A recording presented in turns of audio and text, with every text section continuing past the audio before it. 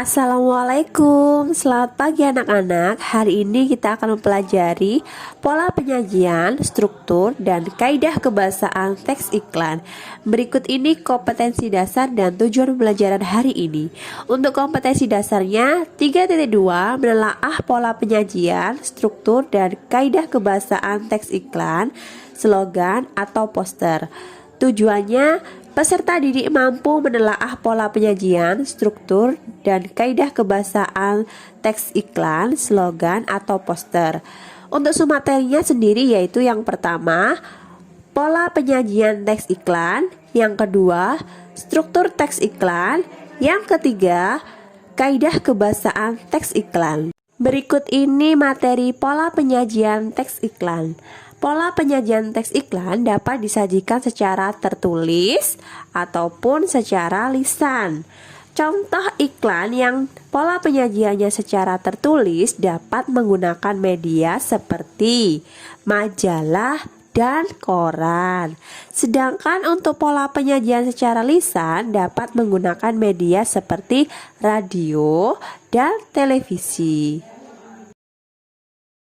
Jadi, pola penyajian teks iklan secara tertulis dapat disampaikan melalui media cetak.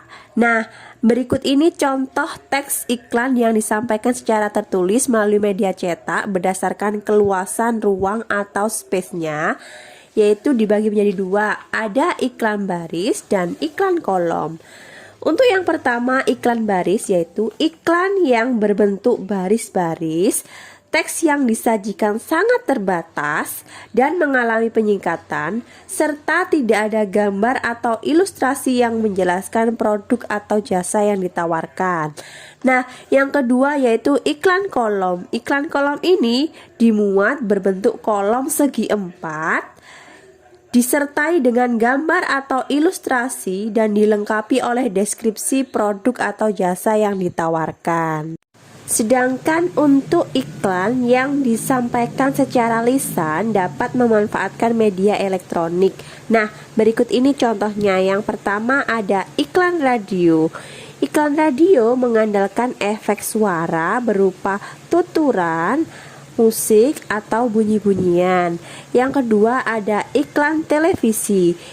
Iklan televisi mengandung unsur gerak, unsur suara, gambar, dan efek.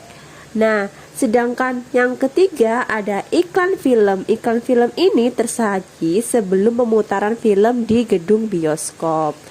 Nah, selanjutnya yaitu untuk klasifikasi iklan berdasarkan isinya dibagi menjadi 3. Ada iklan pemberitahuan, iklan layanan masyarakat, dan iklan penawaran.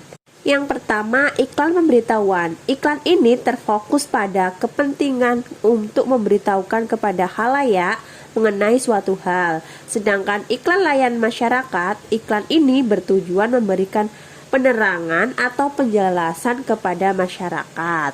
Nah, yang terakhir ada iklan penawaran. Iklan penawaran ini bertujuan menawarkan produk atau barang ataupun jasa.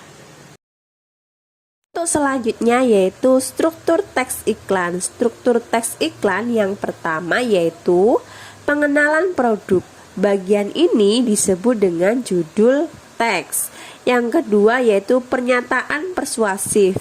Pernyataan persuasif berisi pernyataan yang mendorong pembaca atau pendengar untuk berbuat sesuatu. Nah, bagian ini biasanya berupa pernyataan tentang kelebihan produk atau jasa yang ditawarkan. Bagaimana anak-anak, sudah paham? Jika kalian belum paham, coba lihat contoh berikut ini. Untuk selanjutnya